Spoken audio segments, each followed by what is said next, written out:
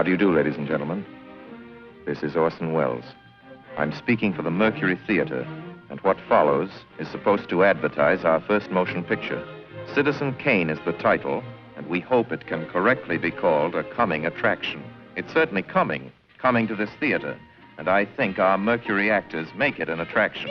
I'd like you to meet them. Speaking of attractions, well, the chorus girls are certainly an attraction, but frankly, ladies and gentlemen, we're just showing you the chorus girls for purposes of ballyhoo. It's pretty nice ballyhoo. But here's some of our real Mercury people. This is the first time you've seen most of them on the screen. Hey, give Joe a little light. Thanks. Now smile for the folks, Joe. Smile. Joseph Cotton, ladies and gentlemen. That's it. Joseph Cotton. I think you're going to see a lot of him. Here's Ruth Warwick, whom I know you love. Ruth. Look at the camera, Ruth. We caught Ruth with her hair up. And here's somebody you've all heard on the radio, so I don't have to tell you he's wonderful. Ray Collins. Dorothy Commongore is a name I'm going to repeat. Dorothy Commongore. I won't have to repeat it much longer. You'll be repeating it. And here's George Coulouris, who's a grand actor. I'll say that name again. George Coulouris. Watch it. Here comes Everett Sloane. Look out, Everett. Oops.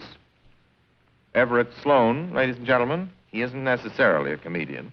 And here's one of the best actors in the world, Agnes Moorehead. I've said a lot of nice things, but Erskine Sanford deserves some more. Erskine Sanford. So does Paul. Paul Stewart, everybody.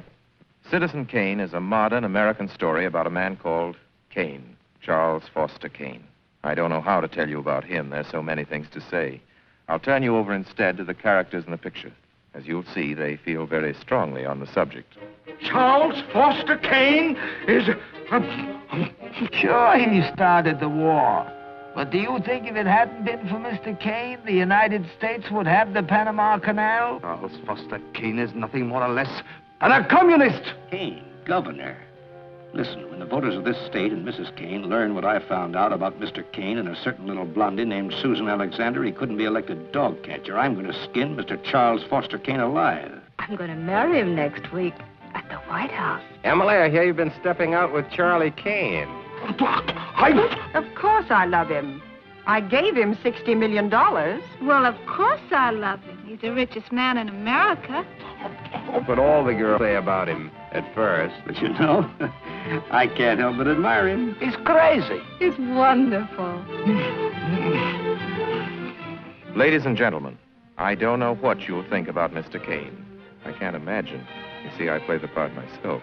Well, Kane is a hero and a scoundrel, a no account and a swell guy, a great lover, a great American citizen, and a dirty dog. It depends on who's talking about him. What's the real truth about Charles Foster Kane?